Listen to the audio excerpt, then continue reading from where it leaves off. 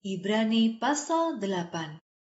Yesus adalah imam besar perjanjian yang baru.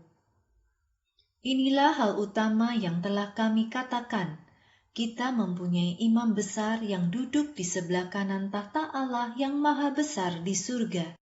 Imam besar kita melayani di ruang maha kudus dan di tempat kemah sejati yang didirikan oleh Allah sendiri, bukan oleh manusia. Setiap imam besar ditunjuk untuk mempersembahkan pemberian dan kurban kepada Allah. Jadi, imam besar kita juga harus mempersembahkan sesuatu kepada Allah. Jika sekarang imam besar kita hidup di bumi, ia tidak akan menjadi seorang imam, karena di bumi sudah ada imam-imam yang mengikuti peraturan hukum Taurat untuk mempersembahkan pemberian kepada Allah. Pelayanan yang dikerjakan para imam di bumi sebenarnya adalah tiruan dan bayangan dari hal-hal surgawi. Itulah sebabnya Musa diperingatkan Allah ketika ia akan membangun kemah suci. Kamu harus membuat segala sesuatu sama seperti rancangan yang telah aku tunjukkan kepadamu di atas gunung. Tetapi tugas yang diberikan kepada Yesus adalah pelayanan yang jauh lebih besar daripada yang diberikan kepada para imam itu. Begitu juga perjanjian baru yang dibawa oleh Yesus sebagai pengantara jauh lebih besar daripada perjanjian yang lama.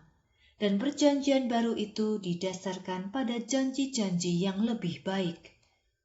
Jika perjanjian yang pertama sudah sempurna, tidak perlu ada perjanjian yang kedua. Tetapi Allah menunjukkan kesalahan manusia sehingga ia berfirman, "Lihatlah, saatnya akan tiba, kata Tuhan.